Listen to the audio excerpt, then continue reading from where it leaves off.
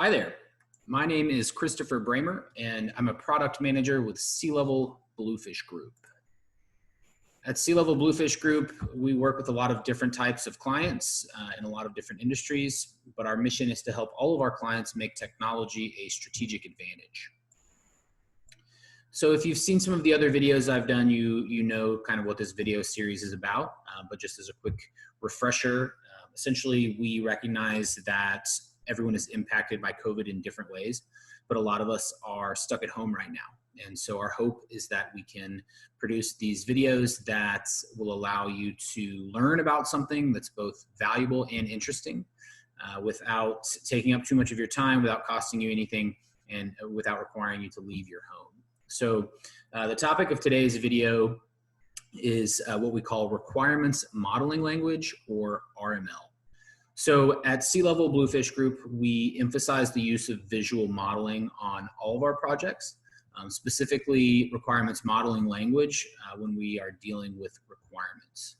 So RML is essentially a toolbox of models that you can pick and choose from as needed and apply on your projects to help you visualize things, and with the end goal of arriving at high quality requirements. So not any one project is going to use all of the models in the language, but most of them will use more than one.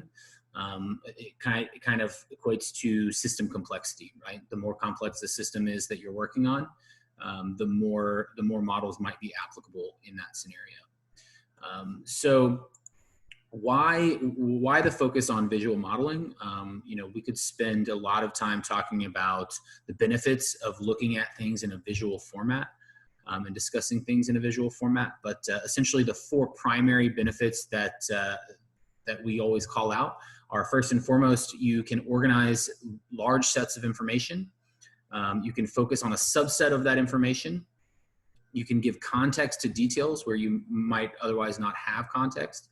And you can find what's missing, which is a really critical thing. When you look at something in a visual format or a visual diagram as opposed to just a list, it becomes much easier to say or to identify what's missing from that visualization. So within requirements modeling language, we divide all of the models into four categories. Objectives models describe the business value of the system or the development investment that's being made. People models show the individuals or groups of individuals who actually use the system, how they interact with it, how they use it. System models detail the interaction between systems. So you're going to understand the systems in play, systems that are in scope, the integrations between them, the information that's being moved between them, and the direction that information is moving. Data models focus on the information in the system and how it's modified. So we typically look at data models in terms of, in business terms, but data models focus on how data is used and transformed within the ecosystem.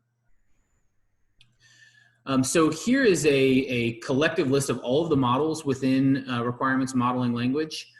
So the four categories that we just talked about correspond to columns on this slide. And so starting at the left, you have objectives models, and then people models, and then system models, and then data models.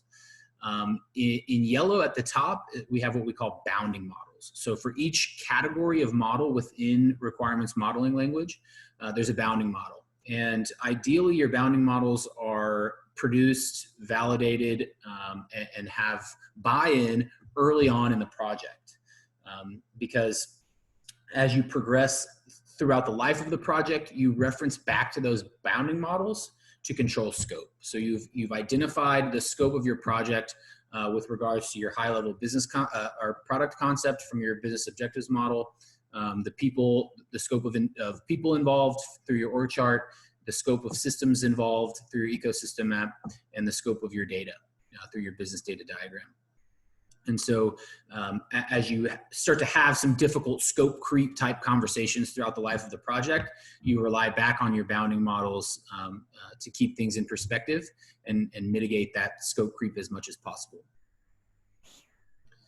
So here's a really high level look at how we get to requirements from visual models and how some of the visual models feed into one another. They sort of leapfrog off of one another in a lot of cases. And so they're color coded here. You have red objectives models, a business objective model feeding down into a feature tree. Org chart to process flows are your people models. In yellow, you have your data models, and in blue over there on the right, your system models. And essentially, all of these can be used in different ways to get to your low-level requirements with the intent of producing very high quality and comprehensive requirements where you're not missing anything, right? And so with that, I will share with you all this link. All of our models, all of the requirements modeling language models are available for download. The templates are available for download from our website. I would highly encourage you to do that. It's absolutely free. And we would love to hear from you about how you're using the models, what you think about requirements modeling language, if you've ever used anything like this on your projects before. So join the conversation and get in touch. So with that, I will bid you all adieu. Have a wonderful weekend and stay safe.